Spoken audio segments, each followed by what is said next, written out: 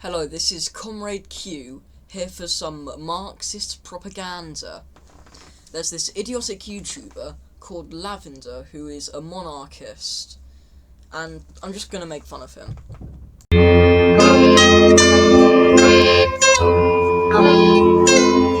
When you hear the word power, what is the first thing that comes to your mind?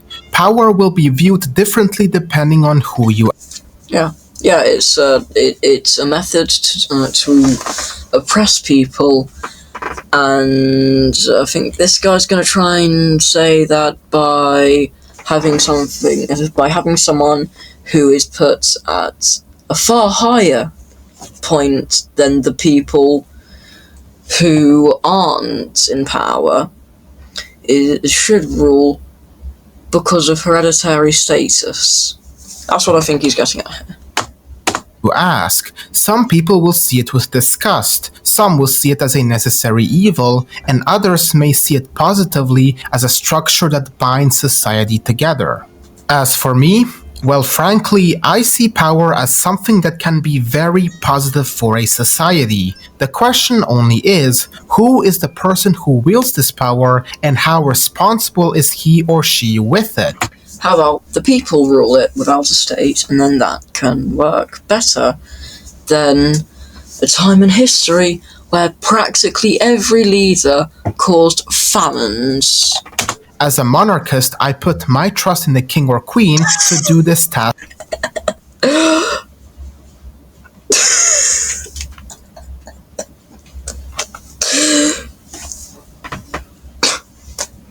I mean, I knew this was going to happen, but I knew he was going to say this, but I wasn't expecting him to be that fucking stupid.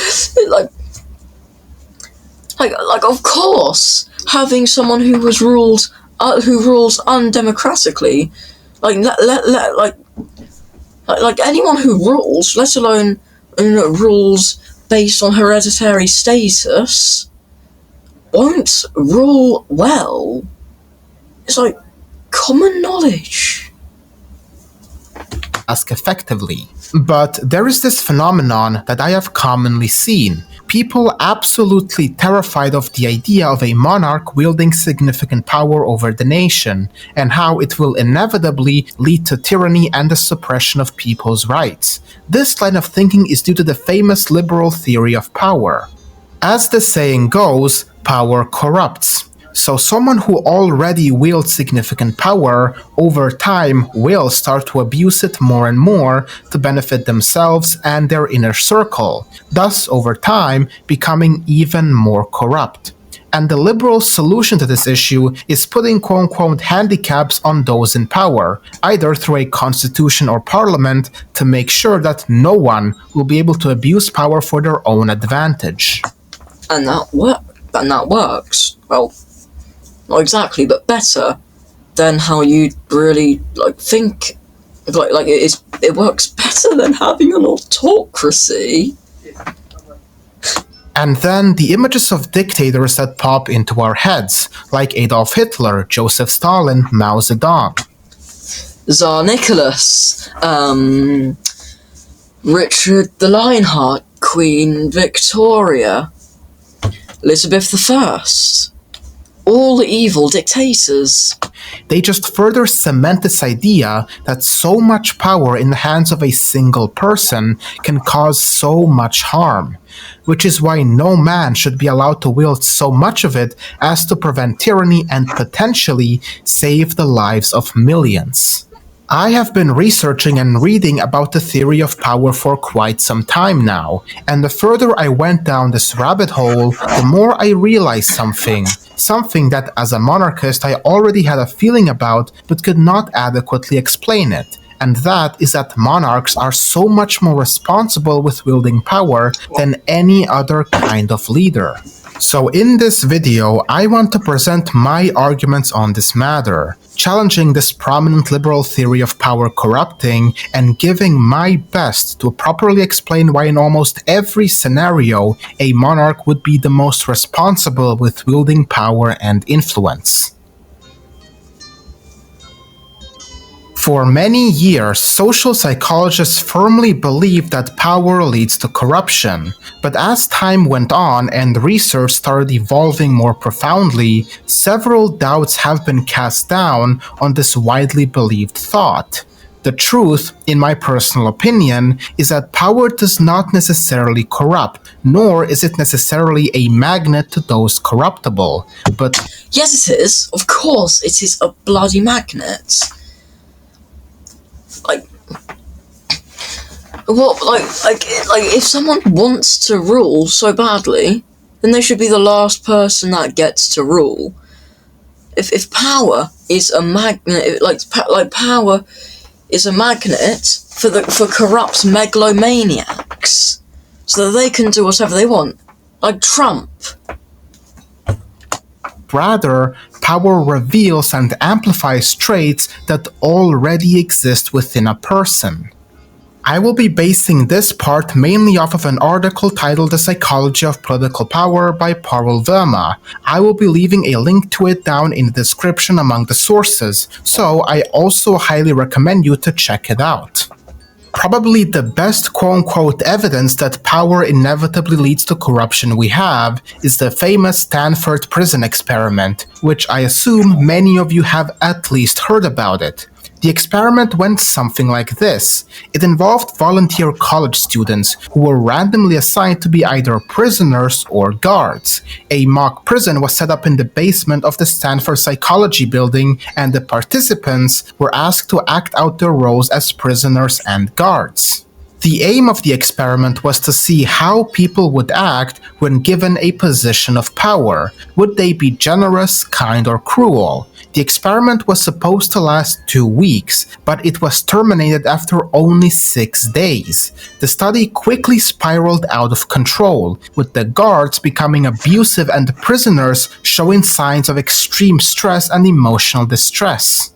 So what was the conclusion? Power corrupts, and so the experiment was taken as a success and showed how power corrupts people.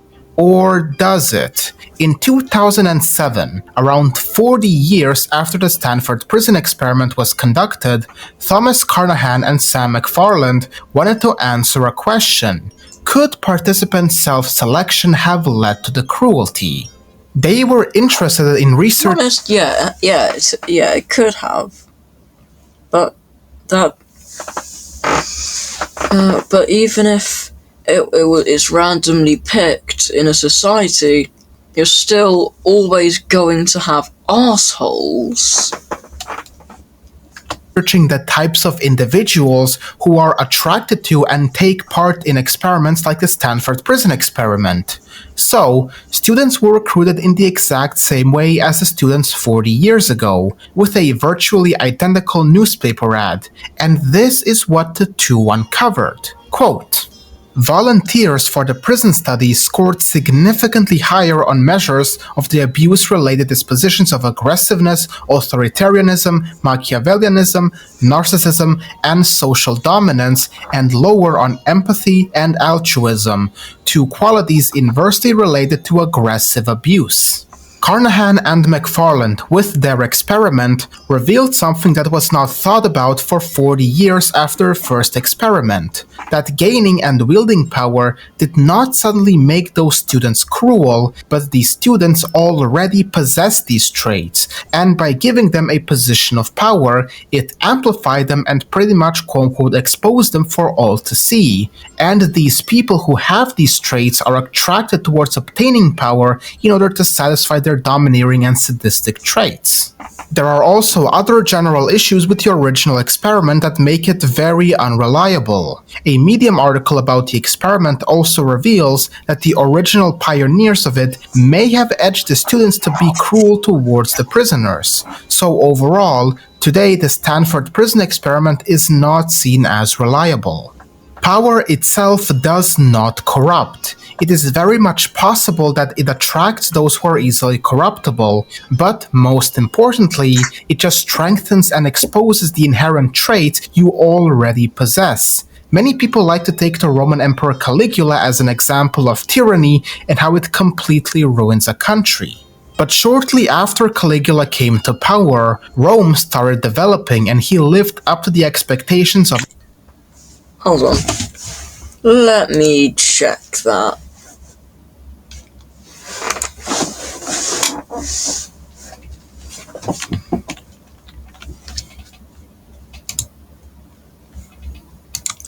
Um...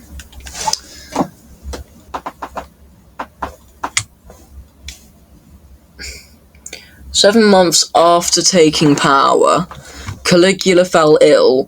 Although he recovered, he began to act very strangely. Was he mad or just pretending? Some believe that he suffered from epilepsy, but historians were divided. Dressed in silk robes and covered in jewels, Caligula pretended he was a god. He forced senators to grovel and kiss his feet and seduced their wives at dinner parties. Sure, may have been good at first, but so his eccentricities became more murderous. He restored and hated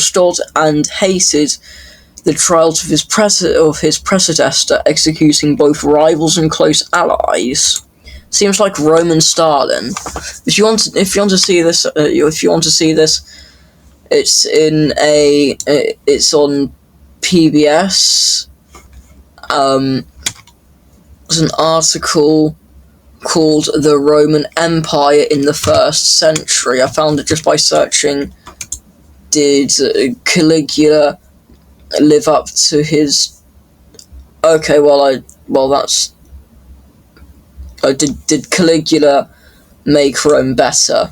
And that didn't work, so...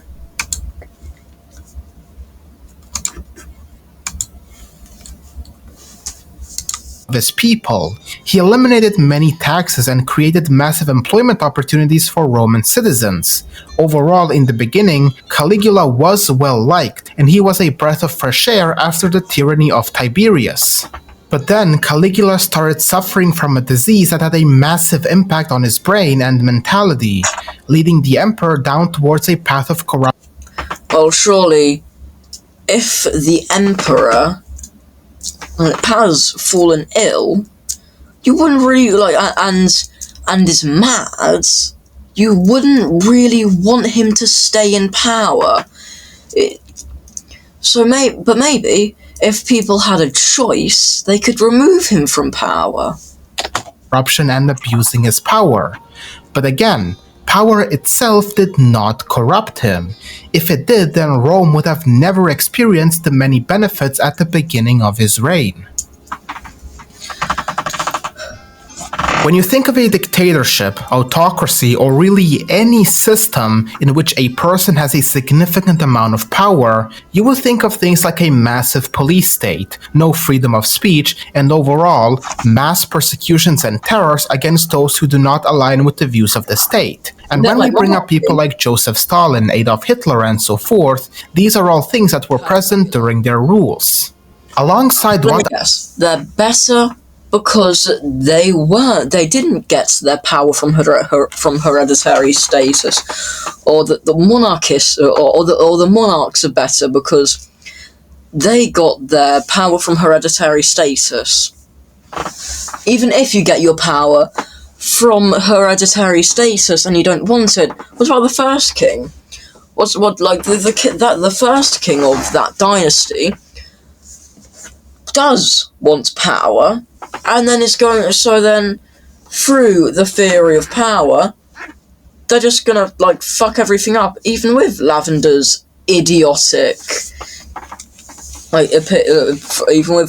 idiotic opinion on monarchy. I would call populist or authoritarian regimes. In the 19th and 20th century, there were also other kinds of authoritarian regimes, those being monarchies and royal dictatorships. And if one studies both centuries, one would notice a very big difference between the two. No, monarchy is probably worse than a populist dictatorship, like something under Stalin or Hitler. Or maybe not Hitler, but certainly Stalin, because like Mao Zedong, Stalin, Lenin, they had to show some level of competency, or like they deliberately got power, probably not Stalin, but Lenin. At the end of the day, he wanted to make Russia better. He wanted to use Marx's theories. It's just that he didn't really have very good theories of his own, but at least he showed competency. Meanwhile, like a prince who then becomes the monarch, they're fucked. Like, the country is fucked if they don't show competency, which most monarchs don't. While both kinds are authoritarian, sometimes autocratic, there is a significant difference in how those at the top wielded and used this power. Let me give some examples. Probably the best example in this video I can give is Kaiser Wilhelm II. While the German Empire had elections, it was far more authoritarian than other monarchies like the United Kingdom. Under the German constitution, the Kaiser had the full power to dissolve the parliament at any given moment, was the only one who could appoint the chancellor and fire him at will, and the Kaiser commanded the entire land force, being able to appoint naval and army officers and ordering reforms. Overall, much more authoritarian. If we consider the liberal theory that power corrupts, the German Empire would have become much more authoritarian over time, with Wilhelm II abusing his immense privilege to assert his power and dominance over the country. And yet, none of that happened. Despite his immense political privilege, he never really abused them. In fact, the vast majority of the time he played along with Parliament, giving hour-long lectures trying to convince the Parliament to pass his bills, when he could have, dissolved them and proclaimed a royal dictatorship. He had the full right to do so. Another example is the SPD party, the Social Democrats. It's no secret that Wilhelm absolutely despised the Social Democrats and everything they stood for, and he was not afraid to hide it either. In a speech in 1889, he would state, quote, "I regard every Social Democrat as an enemy of the Empire and the fatherland." And despite his immense disdain for the SPD, he never resolved to drastic measures to weaken their political power. In fact, since about every other monarch, what about every other king or queen that has, in Britain, gone outside of Britain to oppress and invade people of other countries, or possibly establish or have a company that's supposed to be trading in tobacco, wool, etc., but instead but then gets a military and becomes what's in charge until Britain has to oppress the people themselves. Or colonizing America, though that's more of a criticism of imperialism, isn't it? So yeah, I'll let him go on. 1890, in every single election, the Social Democrats became stronger and stronger, and after the 1920 election concluded, the SPD became the strongest party in the entire country, holding the most seats in parliament. Wilhelm was obviously not happy with these results, and he reacted with considerable frustration. And yet, he accepted it and resolved to at least try working with them. Even after they gained power, a party he openly labeled as the enemies of the empire, Wilhelm never took to drastic measures to abuse his royal powers to curb their influence. Picture this, you're sat in London's greatest ballroom, surrounded by marketing legends, learning the exact... The Russian Empire is probably one of the most famous examples of Oh yeah, the Russian Empire. The Russian Empire, famous for having a great leader called the Tsar Nicholas II, that made that everyone liked, and it wasn't feudal at all. absolute monarchism, with the Tsars holding absolute and autocratic power over Russia for hundreds of years. How did that And in the late 19th century, Russia established a secret police called the Okhrana to deal with political opponents. Wow, so much for saying that it's different from populist dictatorship. When you think of a secret police, you may think of organizations like the Gestapo or the NKVD, both ruthless organizations that brutally suppressed and rooted out any kind of opposition. And the Okhrana is primarily seen the same way, a brutal Tsarist branch How do I pause? Okay. that suppressed anyone who was against the monarchy.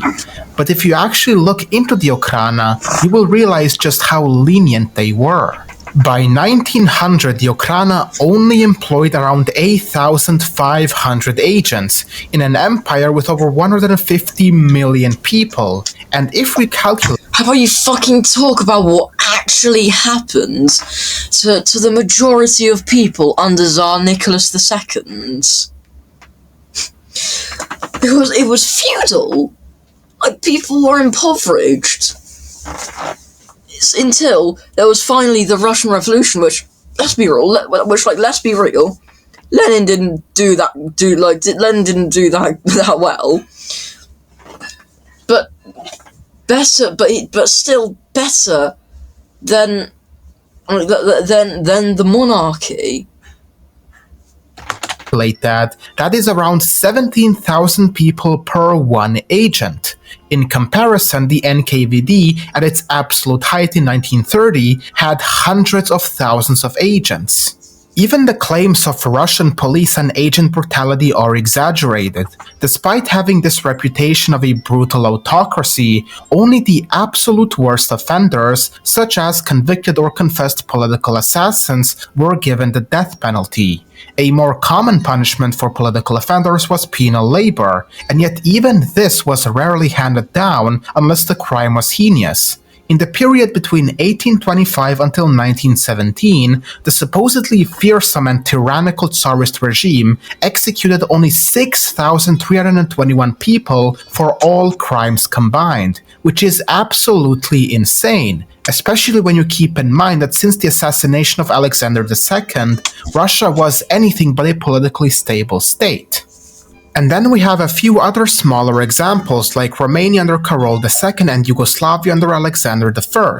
Both of these European countries became royal dictatorships in the interwar period.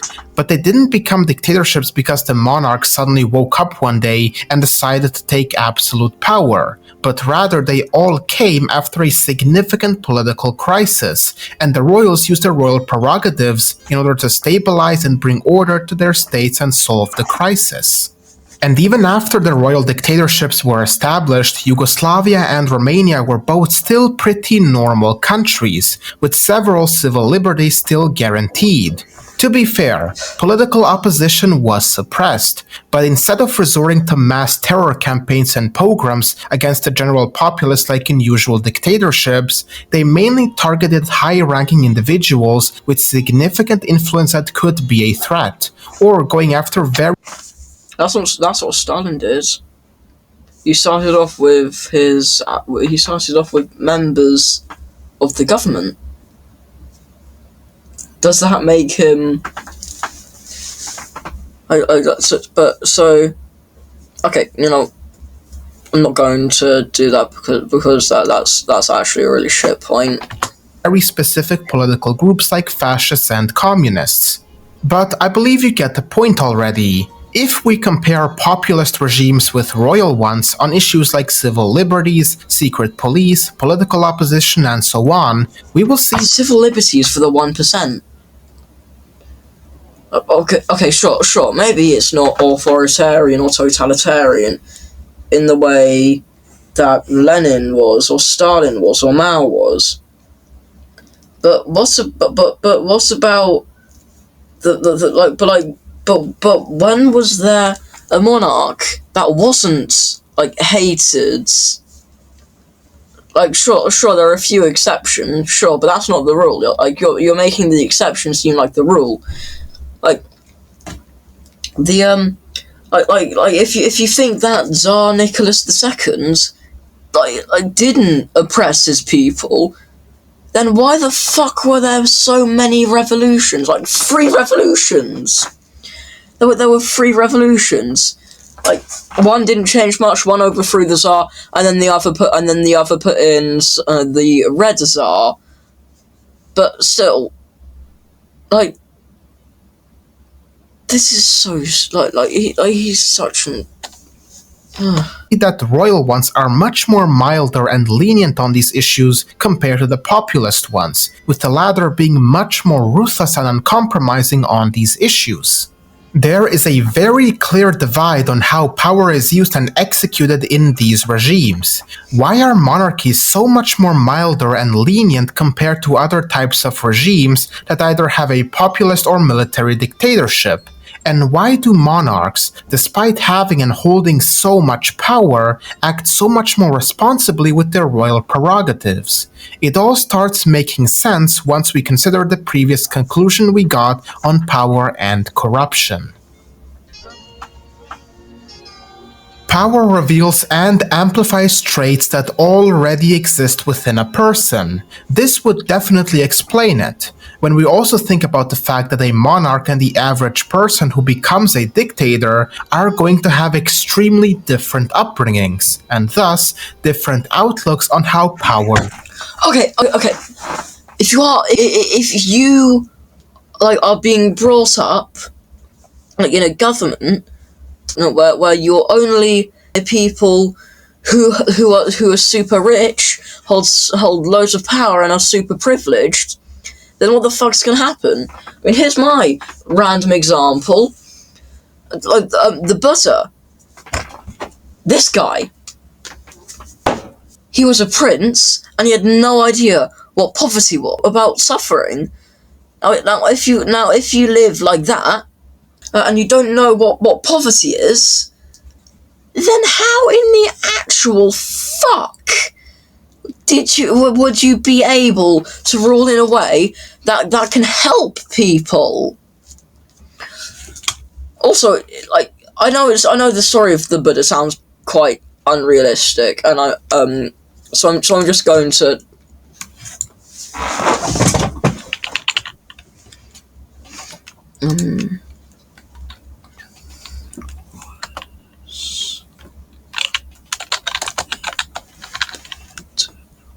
Person.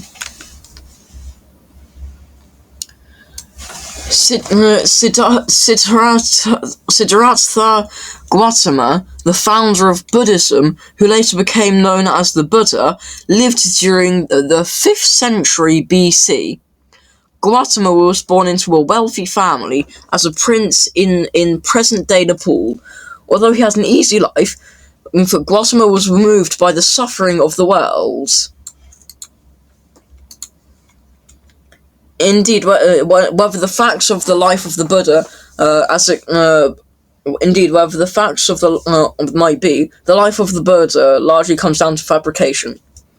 Okay, well that's fair.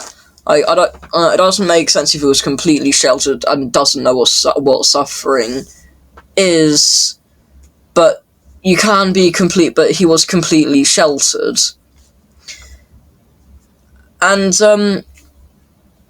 also, how can there be a religion without a founder? He founded the religion, but anyway.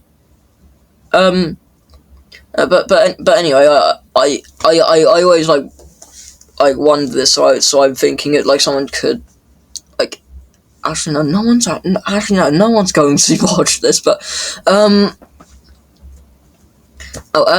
comment if you're watching this, and if you're not watching this, then how the fuck can you see this? History, governance, and diplomacy, fostering a long-term vision for their realm. This upbringing instills in them a sense of stewardship and a duty to uphold tradition different upbringings, and thus different outlooks on how power works. Typically born into royalty, monarchs are raised. Lenin and Stalin were born into poverty, so surely they'd know more about the common person, right? With a strong sense of duty and responsibility towards their nation and subjects. Their education emphasizes history, governance, and diplomacy, fostering a long-term vision for their realm. This upbringing instills in them a sense of stewardship and a duty to uphold traditions and maintain stability, influencing a more cautious and legacy-oriented use of power. It is exactly because monarchs are born into a position of power that they are not that likely to turn to corruption. They already have a vast fortune, and their position of power is already secure from the moment they are born. So if they are already secured with money and power, then what kind of reason would they have to turn to corruption in the first place? The main reason why people turn to corruption in the first place is due to those two reasons. For that reason, the overwhelming majority of scandals royals find themselves in are love or affair scandals, not necessarily. How about, well, sure, this isn't exactly a scandal, but the Tsar Nicholas II rules. He rules what was practically a feudalist country. Well, it's not a scandal, it's just shit leadership. During Russia wasn't even industrialized, which kind of disproves something that Marx said, or like a lot of people, or like some Marxists say. But anyway, yeah. The corruption scandals. With this, I would also like to use the book On Power, The Natural History of Its Growth by the author Bertrand Juvenel. This is an excellent book that I recommend all of you to check out if you want to learn more about power and how it manifests. In regards to monarchs, Juvenel would write, quote, "The monarch is not in the least a creature of his people set up to satisfy their wants. He is rather a parasitic and dominating growth which has detached itself from the dominating group of parasitic conquerors. But the need to establish his authority, to maintain it and keep it supplied binds him to a course of conduct which profits the vast majority of his subjects. To suppose that majority rule functions only in democracy is a fantastic illusion. The king, who is but one solitary individual." To be honest, that's true. It does, the rule of the people doesn't happen under democracy because a state for, by, and of the people is impossible. And it's even more impossible when it's not even trying to be a state that's for, by, that's for, by, and of the people. So the only solution is for decentralized self-government, government by the people. Then it will be for the people. Individual stands far more in need of the general support of society than any other form of government. And since it is human nature for habit to engender affection in the king, though acting at first only from concern for authority, comes to act with affection as well, and in the end to be motivated by affection. Juvenel describes the monarch not as a leader created to satisfy the people's needs, but as an initially dominating figure, possibly detached from the common interests of the populace. However, he notes that the monarch's need to maintain authority and ensure its continual support, quote, binds him to a course of conduct which profits the vast majority of his subjects. This suggests that, even if initially self-serving or detached from the populace, the monarch is compelled to act in ways that are beneficial to the majority. This shift in conduct is not necessarily altruistic, but is driven by practicality and the need for stability. He would conclude by saying that, well, surely it should be altruistic. Also, I really wasn't paying attention. I'm gonna rewind. Him to a course of conduct which profits the vast majority of his subjects. This suggests that, Even if initially self-serving or detached from the populace, the monarch is compelled to act in ways that are beneficial to the majority. This shift in conduct is not society than any other form of government. And since it is human nature for habit to engender affection in the king, though acting at first only from concern for authority, comes to act with affection as well, and in the end to be motivated by affection. Juvenal describes the monarch not as a leader created to satisfy the people's needs, but as an initially dominating figure, possibly detached from the common interests of the populace. However, he notes that the monarch's need to maintain authority and ensure its continual support, quote, binds him to a course of conduct which profits the vast majority of his subjects. This suggests that, even if initially self-serving or detached from the populace, the monarch is compelled to act in ways that are beneficial to the majority. This shift in conduct is not necessarily altruistic, but is driven by practicality and the need for stability. He would conclude by saying that this necessity for support and authority leads to a change in behavior and ultimately a change in motivation, from self-interest to affectionate concern for the well-being of the subjects.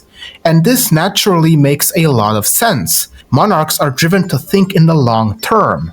One day they're gonna pass their country down to their heir, and since the monarch is the state, and the state is their property, then the question arises, what kind of incentive would a monarch have to basically destroy their own property?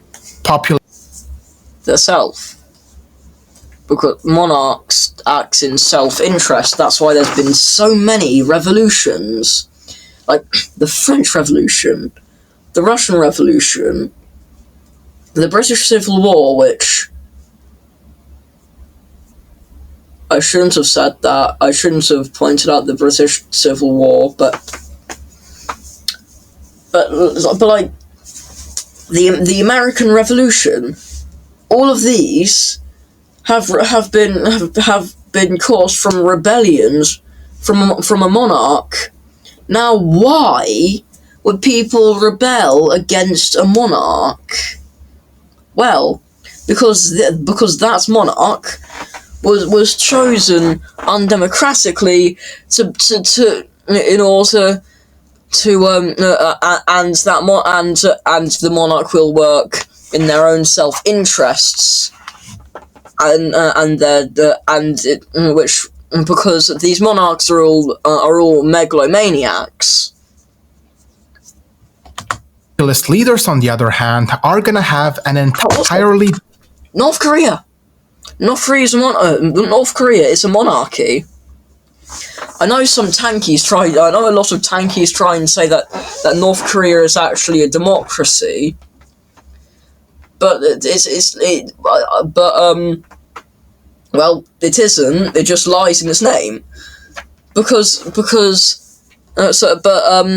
it's called the Kim regime because all the leaders are descendants from the past leader, and who other than like Hakim and other tankies would like the monarch and would like North Korea. Also, loads of those kids in the picture look so like they look so out of it. Different upbringing and experience with life, which will shape their views on power. Populist leaders often emerge from outside traditional elites. Their rise is frequently tied to charisma and the ability to resonate with public sentiment, particularly dissatisfaction. They often see power as a means to implement significant changes rapidly, driven by a mandate from their supporters. This can result in a more aggressive and transformative approach to power. A populist approach to power can be more direct, forceful, and transformative because of the fact that their mandate comes from a mobilized public rather than a traditional or institutional legitimacy. This is why these kinds of dictators are a lot more trigger-happy to abuse their power in order to achieve a certain goal, no matter the means. But that is not all. These kinds of leaders almost certainly went through the ranks to get to the position they are in now, meaning they had to compete against other opponents and enemies in order to wiggle their way to power. And as I sometimes like to say, the path towards obtaining power will always be riddled with blood, betrayals, and corruption. And this process is inevitably going to change and shift a person's view on power and how to use it. A process monarchs don't really have to go through. Well, not all monarchs don't have to go through that. The first king would generally, like in a democratic, because obviously we're talking about liberal democracy. If they want to take over, if they want an absolute monarchy, then that will mean a coup. What happens in coups? You guessed it, death. People it almost always causes like people to die, and yes, the power towards obtaining a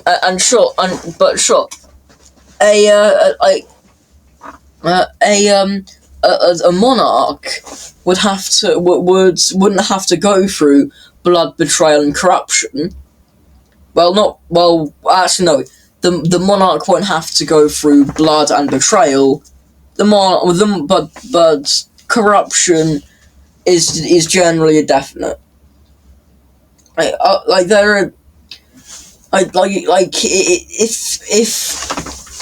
If monarchy actually worked, maybe then maybe the majority of kings and queens would have been good, and people would have liked them, and they wouldn't have been corrupt and cause like death, starvation, and oppression under feudal society. Because they are already born into that position. But it is also tied to the perspective both kinds of leaders hold when exercising power. A populist dictator will always look through the lens of their political ideology or party. If you are a communist, you believe that the state is communist and cannot be anything else. And for that reason, you will try to rapidly transform your country into a communist state, alongside brutally... No, not all communists. Like I think we should abolish the state. Just like the type of communism that can actually work. So, get out of here, tanky flag. Pressing and wiping out any kind of opposition from other political parties and ideas. Anything that does not belong to my political ideology is bad and should be driven out. Monarchs, on the other hand, are not raised to pledge their allegiance. If it's bad to think that, then why did they make an entire video saying, oh yeah, that's why everyone else is wrong? And I'm not saying that I'm not saying that like I'm not doing that, but it's really not like that. But it's not like they are able. I don't know. Maybe. Hold on. I might not have paid enough attention.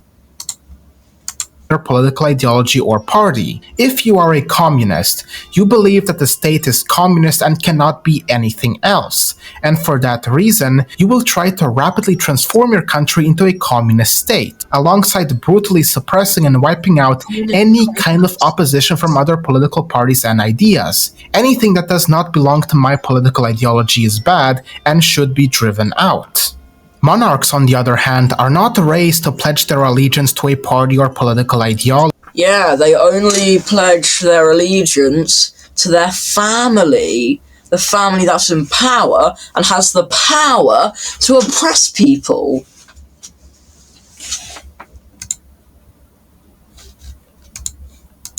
ideology, but rather just the country. They don't act and rule based on a specific ideology, but rather what they think is the best for the nation as a whole and their subjects. This is why monarchs are typically not as aggressive and violent towards different ideas, and they may even work alongside different parties depending on what the monarch thinks is the best for the nation, and sometimes even act as a third party, trying to mediate in a constitutional crisis if a conflict between two or several parties grows out of hand. And remember what Juvenal stated? That even if a monarch is initially self-serving, he's gonna have to conform to the public majority for the sake of keeping his authority and maintaining stability. When the fuck has that happened? Well, populist dictators do not fall under this. If the entire party is loyal towards you, and you established a cult of personality where everyone knows you cannot do anything wrong, there is no real need to conform. Hold on.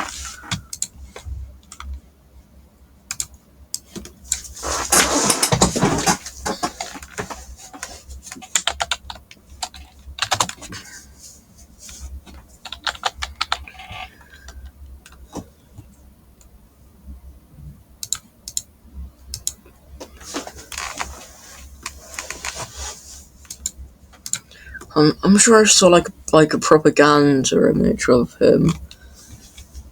King Louis.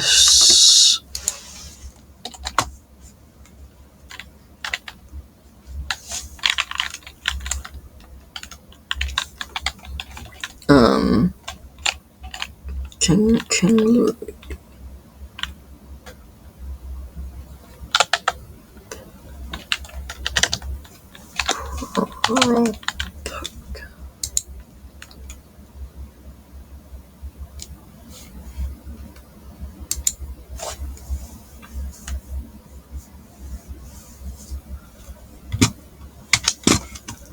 Hold on,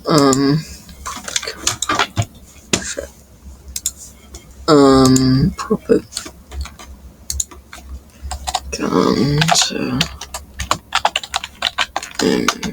Where is it? I'm sure I saw it somewhere.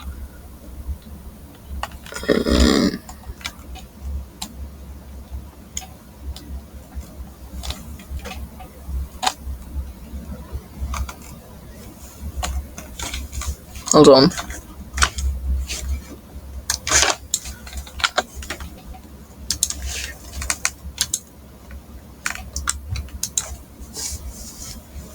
It's on the thumbnail to like a video by Anarch.